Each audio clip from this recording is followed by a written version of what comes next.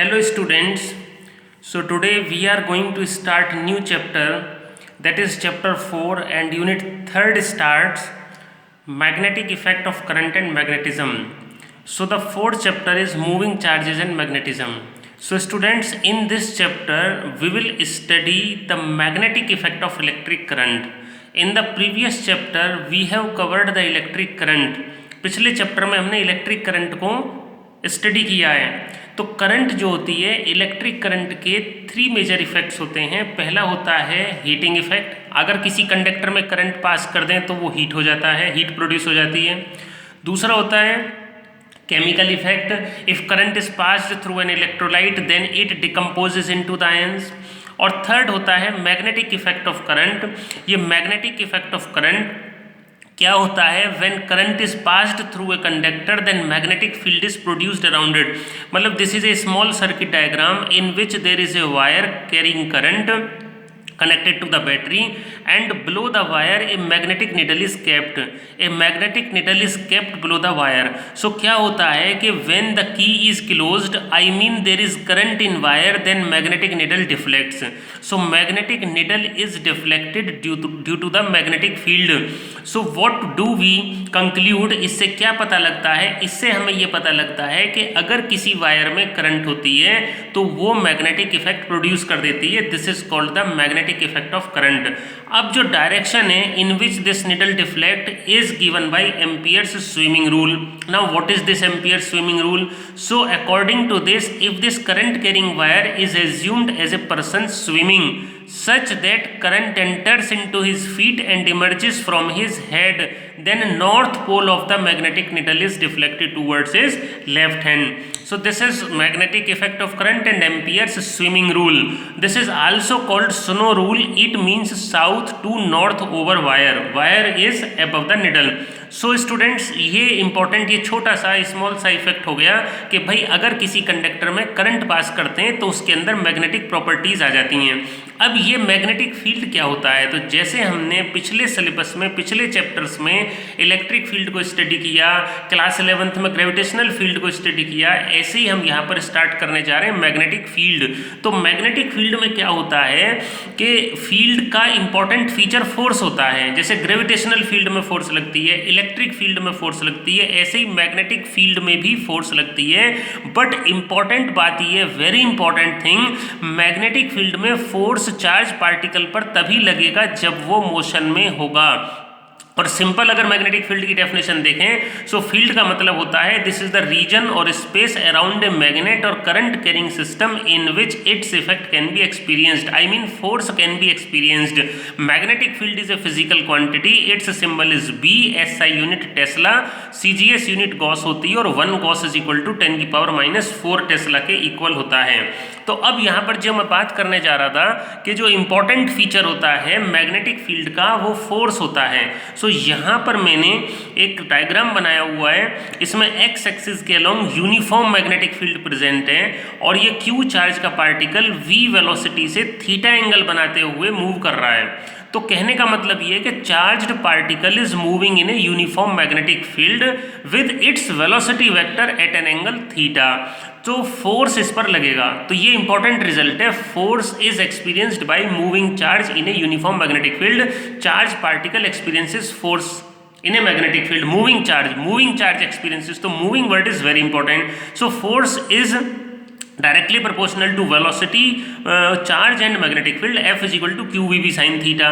So AB sin theta A cross B. So this will be F vector is equal to QV cross B. So this is also an example of cross product of two vectors V cross B. और cross product की तो property होती है कि वो दोनों vector के perpendicular होता है। So F is perpendicular to V, F is perpendicular to B and F is perpendicular to V cross B. तो यहाँ पर स्पेशल केस आ सकते हैं, if charge particle is moving parallel or anti-parallel then it will not experience any force. If charge particle is moving perpendicular then maximum force will be experienced. If V is equal to 0 then F is equal to 0. Very important result, stationary charge पर कोई भी force नहीं लगता है। So from here also we can define the magnetic field strength. तो ये magnetic field को हम डिफाइन कर सकते हैं from this formula F is equal to Q V B sine theta. So if we assume in this formula Q is equal to 1 coulomb, V is equal to 1 metre per second, theta is equal to 90 degree, so we can define the magnetic field strength or magnetic induction as the force experienced by a charged particle of 1 coulomb moving with velocity 1 meter per second at right angle. Force is a vector quantity, so its direction is calculated from Fleming's left hand rule. This you have already done in your class 10th, so I revise here.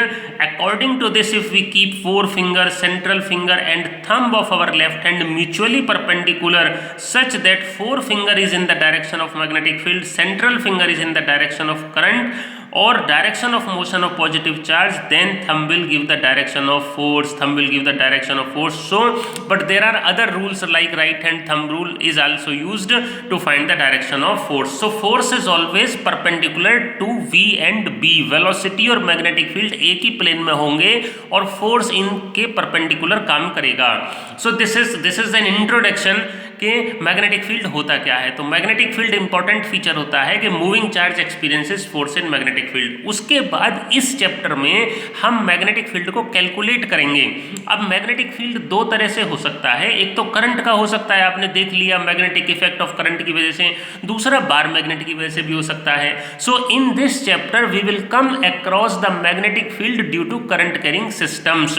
So for this there is an important law which is Biot Savart law. Biot-Savart law is mainly used to find the magnetic field due to very small current element. Suppose there is a current carrying wire carrying current I, so इसका कोई small element है dl length का, इसकी वजह से किसी point पर magnetic field लिखा जा सकता है. So that small magnetic field due to small current element is directly proportional to the current, directly proportional to the length, directly proportional to the sine of the angle theta and inversely proportional to the square of distance from the point to the element. So इसका position vector r, तो ये भी एक vector quantity है magnetic field भी, but magnitude form में dB is equal to mu naught upon 4 pi I D L sine theta upon r square. यहाँ पर म्यू नॉट हमारा कांस्टेंट है, ये मीडियम की प्रॉपर्टी है and this is called the absolute magnetic permeability of air, vacuum और free space. तो mu naught upon 4 पाई की वैल्यू 10⁻⁻7 टेस्ला मीटर पर ampere. In vector form I is a scalar but dl is a vector because it is displacement vector and r is a vector. So we multiply and divide by r, I dl r sin theta upon r cube. So a b sin theta से ये हो जाएगा a cross b, I dl cross r upon r cube vector form. So it is also a vector. Magnetic field is also a vector and its direction is perpendicular to the plane of wire and the position of the point. So दो तरह से हो सकता है, या तो perpendicular और inward inside the plane of paper, इसको क्रॉस से रिप्रेजेंट करते हैं, और perpendicular to the plane of paper and outward, इसको डॉट से हम रिप्रेजेंट करते हैं. So there are 3 rules. Direction of magnetic field is found using right hand thumb rule और राइट हैंड पाम रूल और मैक्सवेल्स स्क्रू रूल. तो perpendicular ही होगा, क्रॉस प्रोडक्ट से भी इसको निकाल सकते हैं. So we will continue in the next video. Okay, thank you and thank you so much.